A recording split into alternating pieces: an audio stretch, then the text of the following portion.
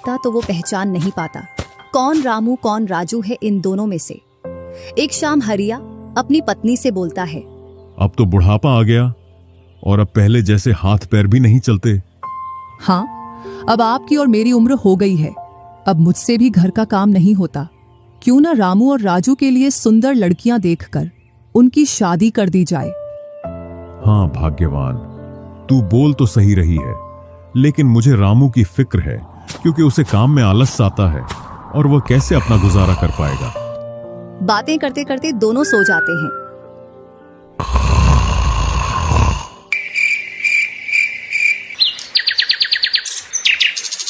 और सुबह उठकर हरिया रामू राजू से बोलता है, तुम दोनों खेतों पर चले जाना और एक खेत को खोद आना जिसमें मैं आकर बीज बो दूंगा। और आज मैं अपने दोस्त से मिलने के लिए पास ही के गांव में जा रहा हूं, 2 दिन में लौट कर आऊंगा। हरिया तैयार होकर दूसरे गांव की ओर निकल जाता है और रामू राजू भी खेतों की ओर चल देते हैं। दोनों खेतों में जाकर काम करने लग जाते हैं। रामू ठहरा कामचोर, वह थोड़ी देर काम करने के बाद एक पेड़ की छांव में जाकर लेट जाता है। इधर राजू को सुबह से शाम हो जाती है और वह आधा खेत खोद देता है।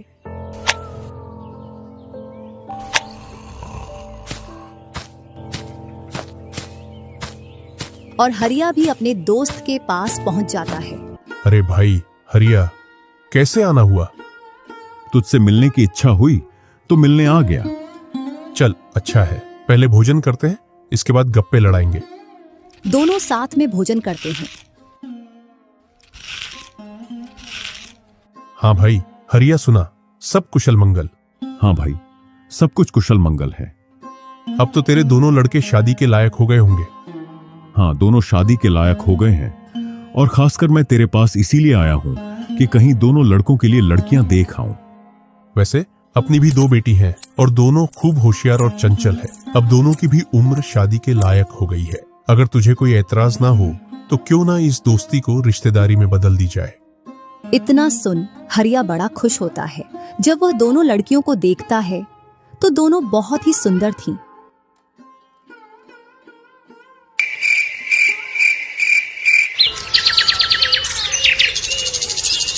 सुबह होते ही हरिया अपने दोस्त से बोलता है, मैं जल्द ही मेरी बहुओं को लेने आऊंगा। इतना बोलकर हरिया अपने गांव की ओर चल देता है। इधर रामू और राजू भी अपने खेतों पर काम करने के लिए आ जाते हैं और रामू पेड़ की छांव में जाकर सो जाता है। इधर राजू अपने काम में लगा रहता है। शाम होने को आ जाती है और हरिया भी अपने खेतों के पास आ जाता है। रामू की आंख खुलती है तो हरिया उसको आता हुआ दिखता है, तो वह खेत में जाकर काम करने लग जाता है। चलो घर, अब शाम हो गई और खेत भी पूरा खुद गया है।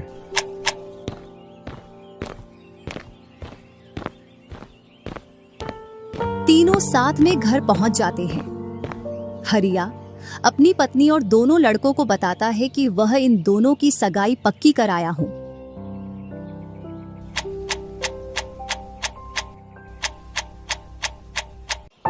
और वह कुछ दिन बाद दोनों का विवाह कर देता है। ऐसे ही कुछ वर्ष निकल जाते हैं।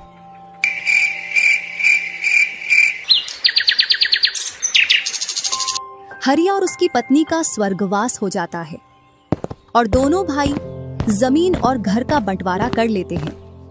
रामू अपने आलसी पने की वजह से खेतों में काम करने नहीं जाता और दिन भर घर में ही पड़ा रहता। इधर राजू अपने खेतों में दिन रात मेहनत करता है, जिससे रामू और राजू की फसलों में अंतर स्पष्ट दिखाई देता है। एक दिन रामू राजू से बोलता है, तूने अच्छा खेत रख लिया और मुझे यह खराब खेत दे दिया, जिससे तेरी फसल अच्छी हो रही है और मेरी फसल कमजोर। कोई ना, अगली फसल पर खेत बदल लेंगे।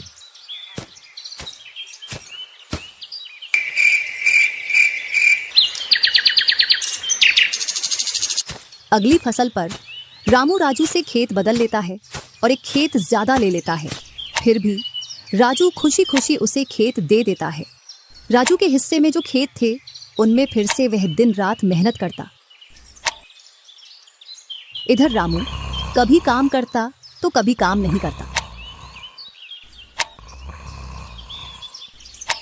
रामू के पास बीज खरीदने के भी पैसे नहीं थे, तो वह पैसे लेने के लिए जमींदार के यहाँ चला जाता। जमींदार जी, कुछ पैसे उधार चाहिए थे, जिससे मैं अपने खेतों के लिए बीज ले आता और फसल आने पर मैं आपको पैसे लौटा देता। क्यों नहीं भैया, लेकिन आपको 2% ब्याज देना पड़ेगा। जी जमींदार जी, मैं ब्याज दे दूंगा। जमींदार रामू को पैसे दे देता है और रामू उनसे कुछ बीज लाकर अपने खेतों में बो देता है। इधर राजू अपनी फसल की रोज देखभाल करता और रामू बोकर आया उसके बाद से अपनी फसलों को देखने के लिए भी नहीं गया। वहीं अपने घर में पड़ा रहता और दिन रात सोता रहता।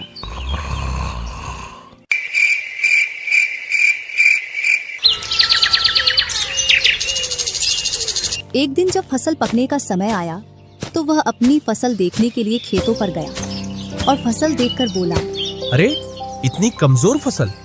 मैंने खेत बदल लिया, फिर भी लगता है मेरी ही किस्मत खराब है।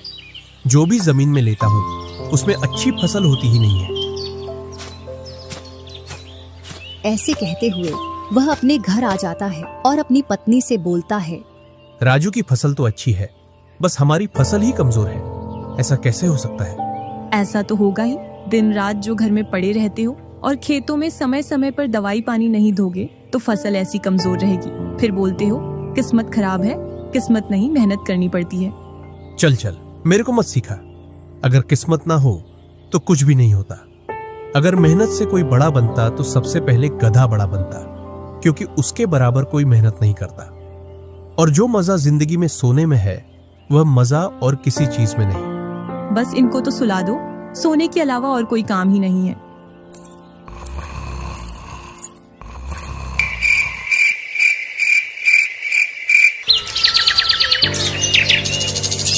कुछ दिनों बाद जब फसल निकली तो राजू की फसल रामू से दोगुनी निकली, जबकि उसकी जमीन रामू से कम थी।